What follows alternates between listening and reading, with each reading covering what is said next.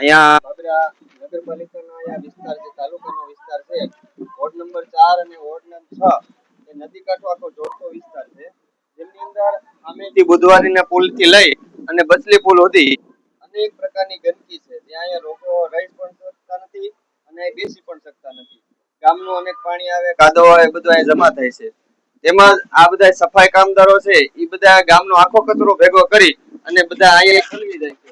એટલે આ જે કચરો રહ્યો અહીંયા મોટો મોટો ઢગલો છે, કોઈ દિવસ કોઈ સાફ કર્યું નથી અને કોઈ દિવસ અહીં જોવા પણ કોઈ નથી આવ્યું. અહીંયા એક રિવરફ્રન્ટ જેવું બને એમ છે, પણ કોઈ દિવસ કોઈ અહીંયા ધ્યાન આપ્યું નથી. અહીંયા મોટા મોટા ઝાડવા પણ છે, જેમાં વરસાદનું પાણી આવે તો મોટું પૂર પણ આવે તો વરસાદના પાણીને આ મોટા મોટા ઝાડવા પણ રોકી શકે.